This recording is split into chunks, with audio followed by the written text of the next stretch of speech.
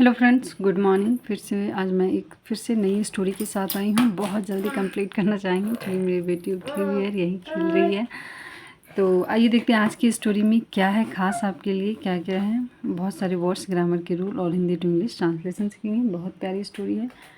बस भगवान से यही प्रे कर रही हूँ कि ये वीडियो मैं रिकॉर्ड कर पाऊँ, बिकॉज शी इज़ प्लेइंग है, no one is at home who will take care, so that's why I just gave her some toys, just a scatter, and told her you can play here, but let's see.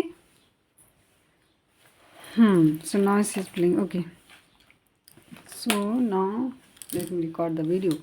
Okay guys, so आइए देखते हैं क्या है story में।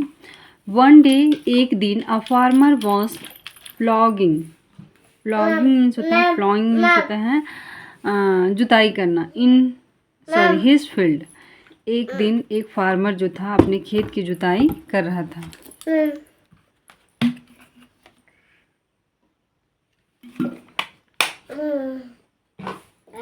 खेत की जुताई कर रहा था, फील्ड यानी खेत।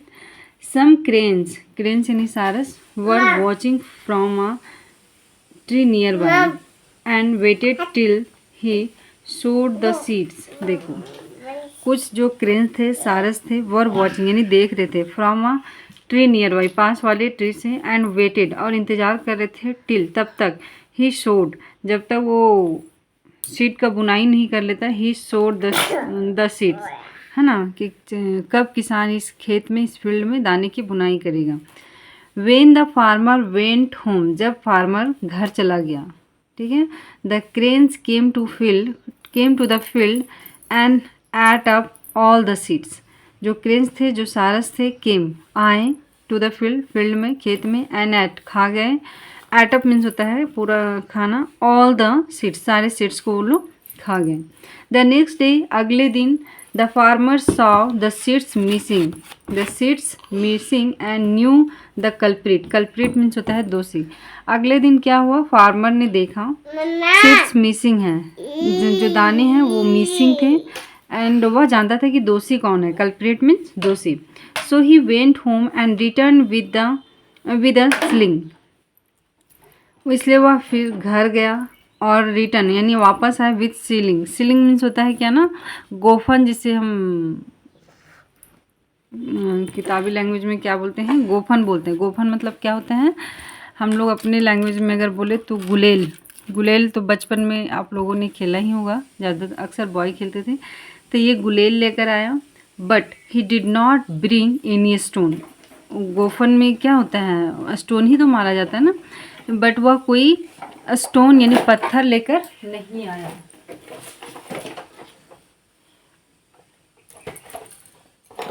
ठीक है, लेकिन वो कोई पत्थर लेकर नहीं आया, but did not bring any stones.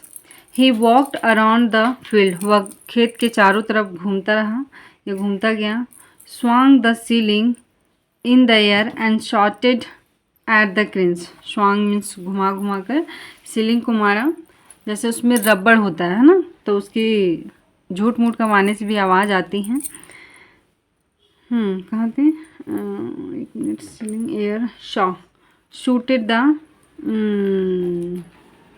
नहीं, swung the ceiling in the air and shooted the cranes। वह गोफन को हवा में घुमा घुमा कर ये क्रेन्स पे निशाना लगाते हुए मारा। टेरिफाइड यानी डरा हुआ, the cranes flu away. Cranes जो थे भाग गए, वो डर के वहाँ से भाग गए। बट लेकिन दे सून रियलाइज्ड, उन्हें शीघ्र ही रियलाइज्ड हुआ, एहसास हुआ, that the farmer did not have any stones. जो फार्मर है उसके पास कोई भी पत्थर नहीं है। Did not have any stone, बोलो वेट बेटा, स्टोन, ठीक है। So they would not be harmed, कि वो हमें नुकसान नहीं करेगा। रुक जा please. They would not be harm, वो हमें परेशान नहीं करेगा। चलो,